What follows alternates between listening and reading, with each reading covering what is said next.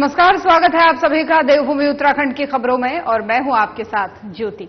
रुक करेंगे खबरों का, लेकिन उससे पहले नजर डालेंगे इस वक्त की हेडलाइंस पर। अगस्त्यमुनि में मंत्री जोशी की अध्यक्षता में बहुउद्देशीय शिविर का आयोजन। ग्रामीणों ने मंत्री के सामने रखी 50 समस्याएं, 20 शिकायतों का मौके पर निराकरण। देहरादून में विकास मंत्री प्रेमचंद अग्रवाल ने की समीक्षा बैठक। अमृत योजना की प्रगति के संबंध में ली जानकारी। विकास कार्यों की गुणवत्ता को लेकर अधिकारियों को दिए निर्देश। मसूरी में शहीद भगत सिंह को दी गई श्रद्धांजलि। भारत की आजादी में उनके योगदान को किया गया याद। भगत सिंह की जीवनी पर विस्तार से कराया गया अवगत। रामनगर में उप जिलाधिकारी ने किया औचक निरीक्षण। बनबिला जीआईसी रामनगर आधार केंद्र, कई केंद्रों पर चस्पा नहीं पाई गई रेट लिस्ट। सितारगंज में पुलिस ने पकड़ी नशीली दवाइयां और इंजेक्शन। 2 तस्करों को गिरफ्तार कर भेजा जेल। 25 लाख रुपए आकी गई दवाइयों की कीमत।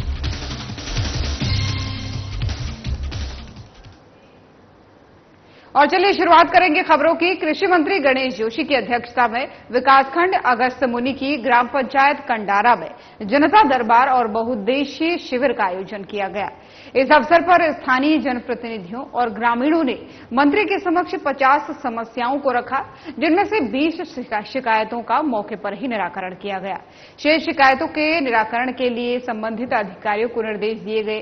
कृषि मंत्री गणेश जोशी ने इस दौरान कहा कि मुख्यमंत्री धामी के नेतृत्व में जनता की सरकार जनता के द्वार के तहत कार्य कर रही है और सरकार की प्राथमिकता गांव के गरीब, किसान और मातृशक्ति की समस्याओं का उनके क्षेत्र में जाकर ही समाधान किया जाए।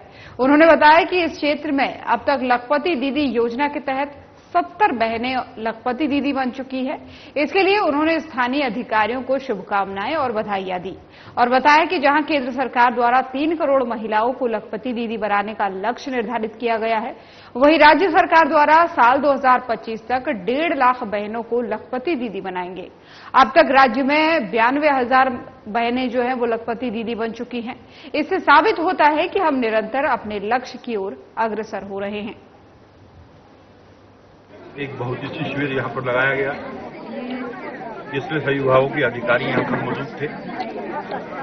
जहाँ इस गांव के लोग यहाँ पर आए, अगल बगल के गांव के लोग भी यहाँ पर आए और उस समस्याओं का त्वरित समाधान हमने यहाँ पर किया।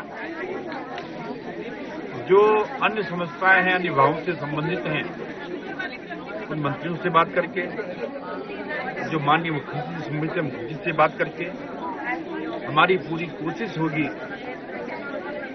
कि उसका समाधान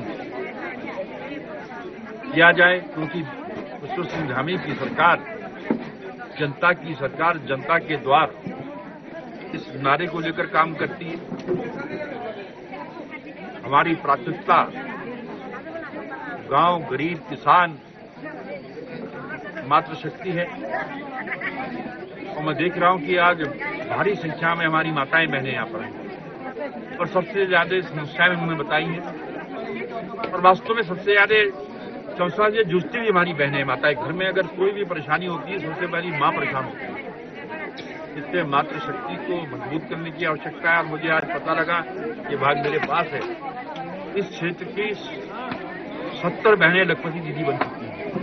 उसके लिए मैं यहाँ निगम के अधिकारियों को शुभकामनाएं देता हूँ, बधाई देता हूँ, क्योंकि प्रधानमंत्री जी ने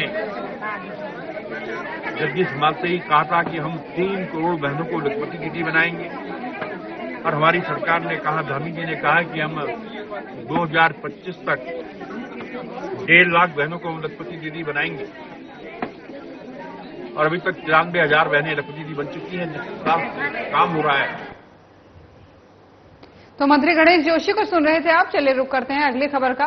शहरी विकास मंत्री प्रेमचंद अग्रवाल ने विधानसभा स्थित सभागार कक्ष में प्रदेश में चल रही अमृत योजना की प्रगति के संबंध में अधिकारियों के साथ समीक्षा बैठक की है। मंत्री ने अधिकारियों को निर्देशित करते हुए कहा कि भारत सरकार द्वारा राज्य के शहरों में पेयजल समस्याओं के निजात के लिए फंडिंग की जाती है, इसलिए हमारा कर्तव्य है कि हम इसमें पूरी तत्परता के साथ कार्य करें। उन्होंने कहा कि अमृत योजना का उद्देश्य प्रदेश के शहरों में जलापूर्ति, सीवरेज, जल निकासी, शहरी परिवहन और शहरों के अत्याधुनिक सुविधाओं का निर्माण करना है शहरों में। इन सभी मूलभूत सुविधाओं की पूर्ति करना विभाग की जिम्मेदारी है। इसी के साथ ही मंत्री प्रेमचंद अग्रवाल ने कहा कि अमृत योजना से जुड़े विकास कार्यों की समय समय पर समीक्षा की जाएगी। उन्होंने अधिकारियों को सख्त लहजे में निर्देशित करते हुए कहा कि विकास कार्यों की गुणवत्ता में किसी तरह का समझौता बर्दाश्त नहीं किया जाएगा। लापरवाही में संलिप्त व्यक्ति या फिर विभाग के खिलाफ कड़ी कार्रवाई की जाएगी। अपने शहरों को किस प्रकार से पेयजल की समस्याओं को निजात दिला सके, उसके लिए हमें बहुत सहयोग मिलता है, फंडिंग होती है। आप जानते हैं अमृत वन पहली एक हमारे यहाँ स्कीम आई थी जिसमें 151 प्रोजेक्ट्स हमारे चल रहे थे और मैं ये कह सकता हूँ कि 143 प्रोजेक्ट्स हमने इसमें कंप्लीट किए हैं। 8 जो प्रोजेक्ट्स हमारे अभी बचे हैं, हालांकि उसमें काम प्रगति पे है, मैंने आज कहा है कि उसे बहुत जल्द आप पूरा करिए। दिसंबर 24 यानी कि अब से 3 महीने बाद उसको कंप्लीट करना है, ऐसा मेरे द्वारा कहा गया है, ताकि जो हमारे लाभार्थी हैं या जो लोग हैं उनको इसका सीधा लाभ मिल सके। और उसी के बीच हमारी एक स्कीम चली है अमृत 2 2021 से लेकर 2026 तक, और उसमें आप जानते हैं कि हमने उसमें जो प्रोजेक्ट्स लिए हैं, और खुशी की बात यह है कि हमारे यहाँ ज्यादातर काम पे हम लोग तेजी से काम कर रहे हैं। शहीद आजम भगत सिंह की जयंती पर आज इप्टा मसूरी द्वारा शहीद भगत सिंह चौक पर उन्हें श्रद्धांजलि दी गई। इस मौके पर शहीद भगत सिंह की मूर्ति पर पुष्प अर्पित किए गए और भारत की आजादी में उनके योगदान को याद किया गया। इस मौके पर वक्ताओं ने अल्पायु में देश के लिए अपनी जान देने वाले शहीद आजम भगत सिंह की जीवनी पर विस्तार से अवगत उन्हें कराया। वहीं इस मौके पर पूर्व बालिका अध्यक्ष मनमोहन सिंह मल्ल ने कहा कि आज 117 साल पहले आज से भगत सिंह का जन्म हुआ था पंजाब में, और देश की आजादी में उनके योगदान को भुलाया नहीं जा सकता। बहुत ही कम उम्र में देश की आजादी के लिए हंसते हंसते फांसी पर वो झूल गए थे। आज पूरा देश उन्हें श्रद्धांजलि दे रहा है। इस मौके पर इप्टा मसूरी अध्यक्ष ममता राव ने कहा कि उनकी संस्था द्वारा हर वर्ष शहीद आजम भगत सिंह की जयंती पर कार्यक्रम आयोजित किए जाते हैं, लेकिन आज की युवा पीढ़ी को उनके बलिदान के बारे में जानकारी नहीं है। जन्मदिवस है। आज उनको 117 साल पहले पंजाब में पैदा हुए और उन्होंने इस देश की आजादी के लिए जो कुर्बानी दी है सबको मालूम है। और इतनी छोटी सी उम्र 23-24 साल की उम्र में उन्होंने हंसते हंसते अपने साथियों के साथ इस आजादी के लिए फांसी पे चढ़े। भूलने वाली चीज नहीं है और उनको हम याद रखते हैं। ये बस हमारा छोटा सा एक योगदान उनको याद रखने के लिए। उनकी तो बलिदान बहुत बड़ा था। उन्होंने देश के लिए अपना सर्वस्व निछावर किया और आज उनका वैसे उनका जन्मदिन 28 को होता है, लेकिन इप्टा मसूरी उनको 27 तारीख को ही जन्मदिन की शुभकामनाएं देती है और हमें बहुत खुशी है कि हमने उनको यहाँ पर एक मान सम्मान इज्जत मसूरी के अंदर उनकी रखी हुई। और अब बड़ी खबर सामने आ रही है हल्द्वानी से, जहां पर डीजीपी अभिनव कुमार पहुंचे हैं। तो ये बड़ी जानकारी आपको हल्द्वानी से दे रहे हैं, जहां पर हल्द्वानी पहुंचे हैं डीजीपी अभिनव कुमार। डीजीपी को कोतवाली हल्द्वानी परिसर में दी गई सलामी। हल्द्वानी में आमजन और व्यापारियों के साथ उन्होंने संवाद किया है। जनता ने यातायात व्यवस्था, नशे, महिला संबंधित अपराधों की समस्याओं और सुझावों को सामने रखा। लोगों ने उनके सामने रखा इन सभी समस्याओं को। नशे में लिप्त बच्चों की काउंसलिंग कराने का आश्वासन उन्होंने दिया है। जनसंवाद पुलिस और जनता के बीच विश्वास और सहयोग की दिशा में महत्वपूर्ण कदम है, डीजीपी अभिनव कुमार ने कहा है। आमजन की सुरक्षा उनके लिए सर्वोपरि है, ये भी उन्होंने लोगों को बताया। पुलिस विभाग जनता की समस्याओं के समाधान के लिए गंभीरता से करेगी कार्य। पुलिस विभाग का हर संभव प्रयास समाज में शांति और सुरक्षा बनी रहे, इसके लिए है। उत्तराखंड को नशा मुक्त बनाना हमारी प्राथमिकता है। नशे के कारोबार में लिप्त पुलिसकर्मी पर होगी कठोर कार्रवाई। महिला सम्मेलन में भी उन्होंने यहां पर शिरकत की, यानी महिलाओं के सम्मान में जो सम्मेलन हुआ था उसमें भी उन्होंने शिरकत यहां पर की। महिला सुरक्षा, ड्रग और साइबर अपराध के मामलों में शीघ्र कार्रवाई के निर्देश उन्होंने दिए हैं। अधिकारियों और कर्मचारियों की समस्याओं को भी यहां पर सुनते हुए डीजीपी अभिनव कुमार नजर आए और समस्याओं के समाधान के निर्देश भी उन्होंने यहां पर तत्काल प्रभाव से दिए। महिलाओं की सुरक्षा हमारी प्राथमिकता है, उन्होंने कहा। फ्रंट लाइन में आकर महिला सुरक्षा को लेकर अपनी जिम्मेदारी को समझे, महिला सुरक्षा के लिए अपना योगदान देने के लिए प्रेरित उन्होंने किया यहां पर। वहीं शिकायतकर्ताओं और आम जनमानस के साथ शिष्टाचार और विनम्रता से पेश आने को कहा है। महिलाओं से संबंधित अपराधों पर शीघ्र होगी कड़ी कार्रवाई। पुलिस कार्यालय के शाखाओं का भी निरीक्षण किया गया। शाखाओं का निरीक्षण कर कार्यों का मूल्यांकन के निर्देश उन्होंने दिए हैं। जनपद नैनीताल और उधमसिंह नगर की अपराध समीक्षा उन्होंने यहां पर की। सोशल मीडिया पर चल रही अफवाहों का शीघ्र करें खंडन, ये भी यहां पर निर्देश देते हुए डीजीपी अभिनव कुमार नजर आए। जघन्य अपराधों में लापरवाही और पुलिस की भूमिका संदिग्ध पाए जाने पर कड़ी कार्रवाई होगी, ये चेतावनी भी डीजीपी अभिनव कुमार ने यहां पर दी है।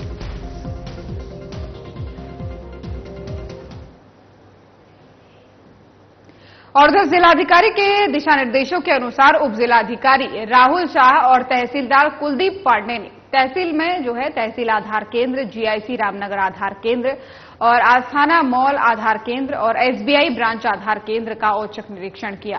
निरीक्षण के दौरान जीआईसी रामनगर आधार केंद्र बंद मिला और संबंधित ऑपरेटर को प्रत्येक दिवस आधार केंद्र चलाए जाने के लिए पत्राचार किया जा रहा है। वहीं एसबीआई ब्रांच आधार केंद्र में रेट लिस्ट चस्पा नहीं पाई गई। ऑपरेटर के साथ एक और सहायक मिला। संबंधित ऑपरेटर के विरुद्ध कार्रवाई अमल में लाई जा रही है। साथ ही आपको बता दें कि रेट लिस्ट चस्पा करने के लिए भी यहां पर उन्हें निर्देशित किया गया है। उधर उप जिलाधिकारी रेखा कोहली द्वारा तहसील कालाढूंगी के नगरीय क्षेत्र में 4 आधार सेंटर और सीएससी सेंटर का भी निरीक्षण किया गया। निरीक्षण के दौरान पोस्ट ऑफिस स्थित आधार केंद्र बंद पाया गया। इसके अतिरिक्त शेष तीनों सेंटरों द्वारा आधार कार्ड और प्रमाण पत्र बनवाने के लिए आवश्यक दस्तावेज अथवा रेट लिस्ट चस्पा नहीं की गई है। सीएससी सेंटरों को निर्देशित किया गया कि राज्य सरकार और केंद्र सरकार द्वारा ऑनलाइन के माध्यम से दी जाने वाली जन सुविधाओं के बारे में अपने सेंटरों पर जाकर के प्रचार सामग्री भी चस्पा की जाए।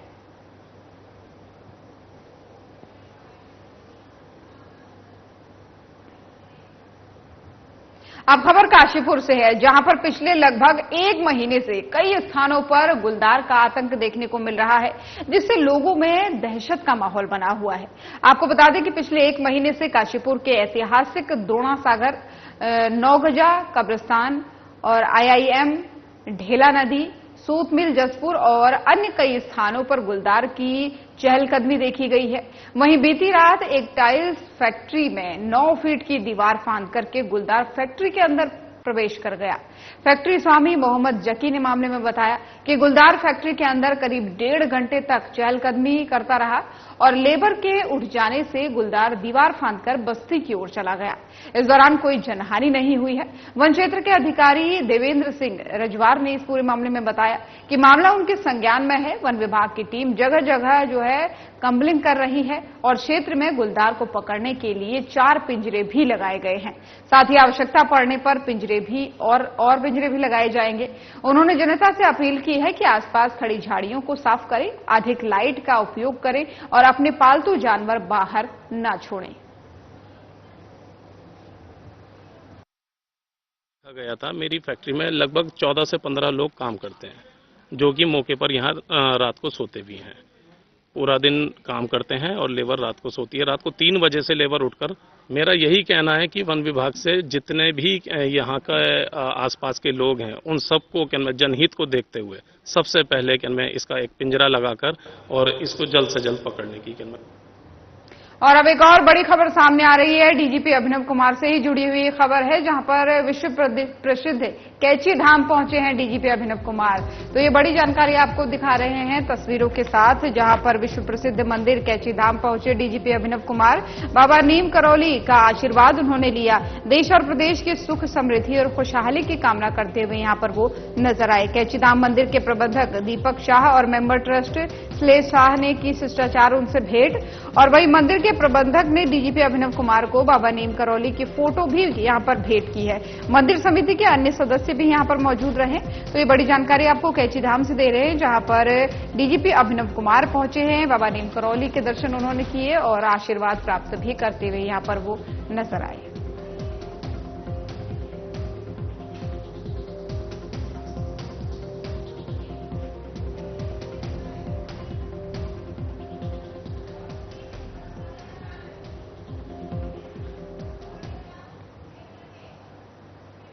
और चलिए रुक करते हैं अगली खबर का। मुख्यमंत्री पुष्कर सिंह धामी के ड्रग्स फ्री देवभूमि के सपने को साकार करने की दिशा में उधम सिंह नगर पुलिस ने एक और कदम आगे बढ़ाया है। पुलिस ने नशीले कैप्सूल और इंजेक्शन से युवाओं का भविष्य बर्बाद करने वाले 2 तस्करों को गिरफ्तार किया है, जिनके कब्जे से पुलिस ने 1,53,000 कैप्सूल, 5,949 इंजेक्शन और 57,000 नशीली टैबलेट बरामद की है।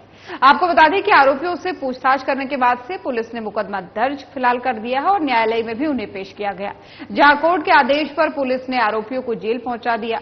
मामले का खुलासा करते हुए एसएसपी मणिकांत मिश्रा ने बताया कि आरोपियों की पहचान राजेश और हरपाल के रूप में हुई है।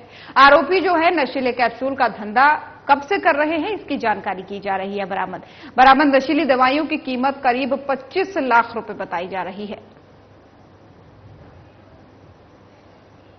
लक्ष्य 2025 तक उत्तराखंड को ड्रग्स फ्री करना है, उसको ध्यान में रखते हुए एएनटीएफ की टीम, ड्रग इंस्पेक्टर और सितारगंज पुलिस के द्वारा एक जगह रेड मारी गई, जिसमें 2 व्यक्ति गिरफ्तार हुए, राजेश और हरपाल।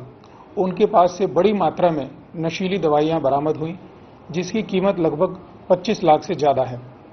ये नशीली दवाइयों का एक कॉकटेल बनाते थे, जिससे कि नशे की तीव्रता बढ़ जाती है और जो स्वास्थ्य के लिए हानिकारक होता है। आज उन्हें न्यायालय के समक्ष प्रस्तुत किया जा रहा है। और इसी खबर पर ज्यादा जानकारी के साथ हमारे संवाददाता दीपक नारंग हमारे साथ जुड़ चुके हैं। दीपक, ये जो नशीली दवाइयों का जखीरा बरामद हुआ, इस मामले में क्या जानकारी आपके पास है?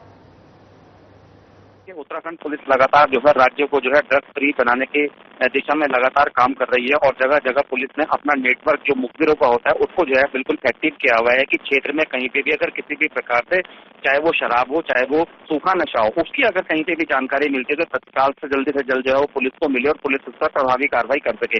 इसी कड़ी में उधम सिंह नगर के सितारगंज थाना क्षेत्र अंतर्गत पुलिस को ये बड़ी एक सफलता मिली है। पुलिस ने ये नशीली दवाइयों का जखीरा बरामद किया है, जिसकी अनुमानित कीमत करीब 25 लाख रुपए बताई गई है और ये अब तक का सबसे बड़ी जो है कार्रवाई पुलिस ने अपनी बताई है। तो इस मामले में पुलिस ने 2 लोगों को गिरफ्तार किया है, जिनसे पूछताछ करने के बाद उन्हें न्यायालय में पेश करने के लिए भेजा गया और फिलहाल अभी कोर्ट के आदेश पर दोनों आरोपियों को जेल भेज दिया गया है।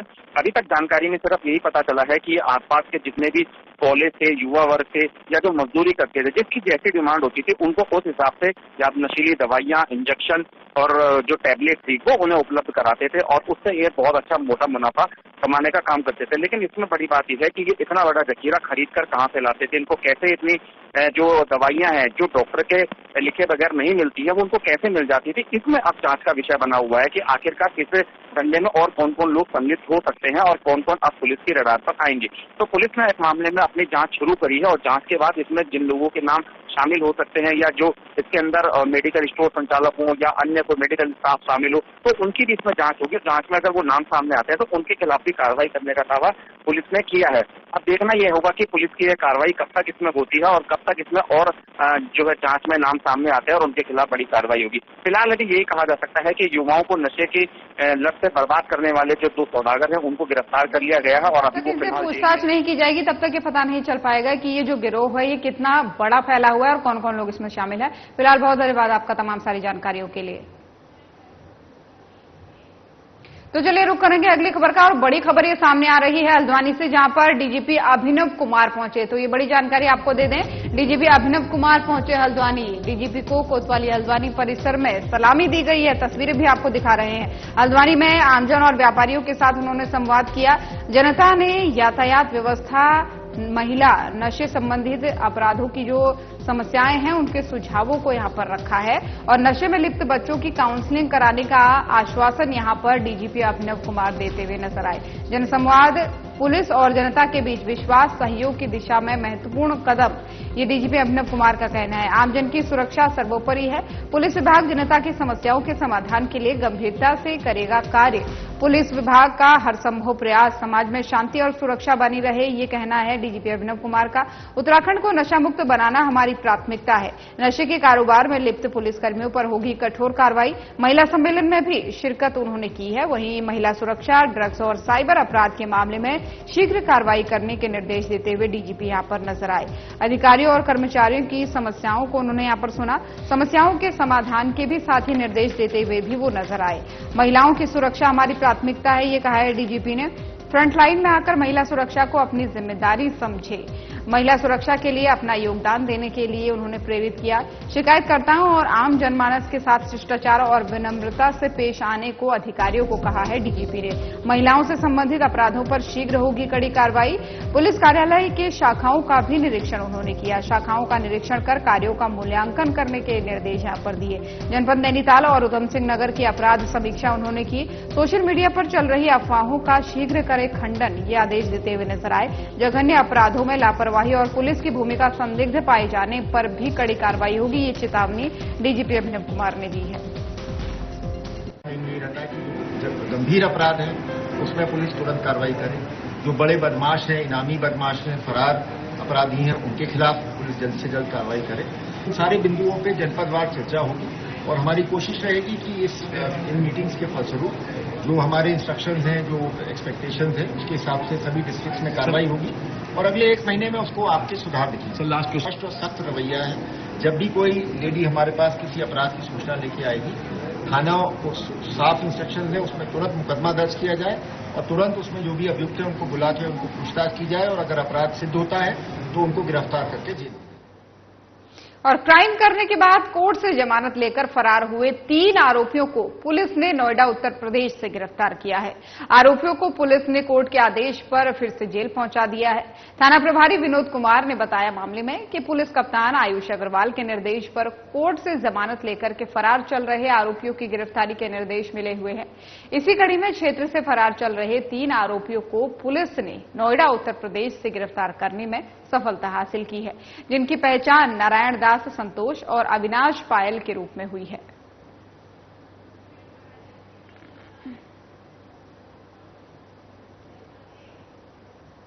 और नशे के कारोबार से उत्तराखंड भी अछूता नहीं है। नैनीताल जिलाधिकारी के निर्देशानुसार नशे के खिलाफ उत्तराखंड में लगातार अभियान चलाया गया है और रामनगर पुलिस का शराब, चरस और स्मैक में लिप्त लोगों को पकड़ने का अभियान लगातार जारी है। अवैध रूप से कच्ची शराब का कारोबारी काफी लंबे समय से क्षेत्र में फल फूल रहा है, जिसे रोकने के लिए पिछले कई दिनों से शराब की दुकानों में छापेमारी की जा रही थी। उत्तराखंड में पिछले कुछ सालों से चरस जिलों को लेकर के आपको बता दें कि नशे को लेकर के ये अभियान जो चलाया जा रहा है, इसमें पुलिस जो है लगातार एक्टिव नजर आ रही है। पिछले कुछ सालों में चरस जिलों से लेकर गांव तक पहुंचाने लगे ये लोग।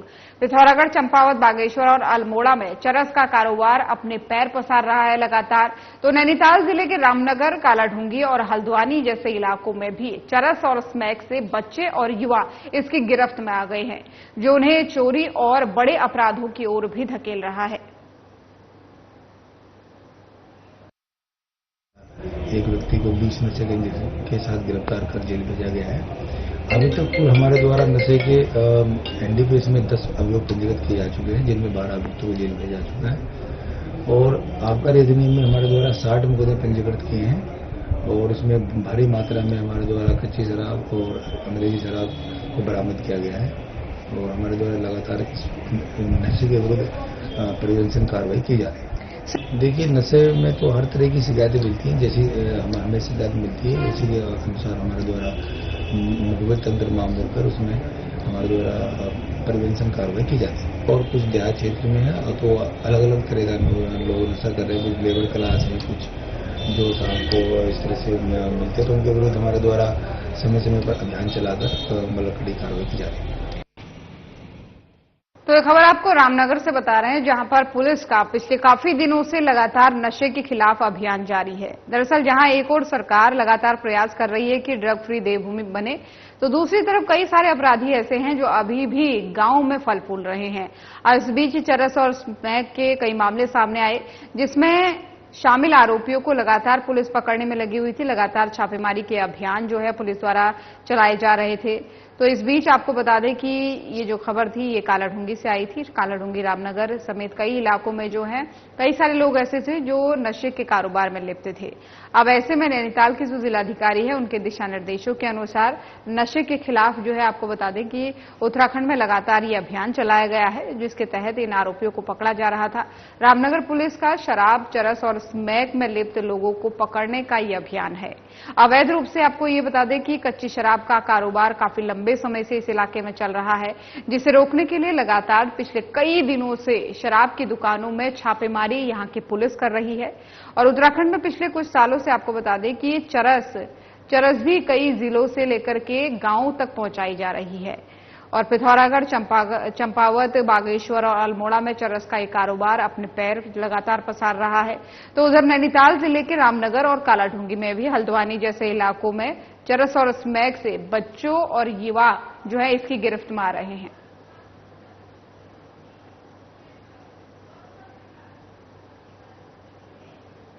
और इसी खबर पर ज्यादा जानकारी के साथ रामनगर से हमारी संवाददाता विमला अधिकारी हमारे साथ जुड़ गई हैं। विमला, ये जो नशे का कारोबार लगातार पैर पसार रहा है, इसके खिलाफ पुलिस कैसे कार्रवाई कर रही है? जैसे कि पूरे जिले में ही नशे का कारोबार जो है बहुत चल रहा है और नशे के कारोबारी को जो है पर काबू करने के लिए पुलिस के लिए भी एक बहुत बड़ी चुनौती बनी हुई है। और ये जो नशे के कारोबारी है, ये क्षेत्र में जो है नशे के बाद जो है चोरी, हत्या और जैसे आपराधिक घटनाएं भी जो है इन लोगों की वजह से बढ़ रही है धीरे धीरे, जिससे पुलिस जो है पूरी तरीके से जो है उन्होंने नशे के खिलाफ काफी लंबे समय से अभियान चला रखा है। इसके लिए वो जगह जगह चेकिंग भी कर रही है।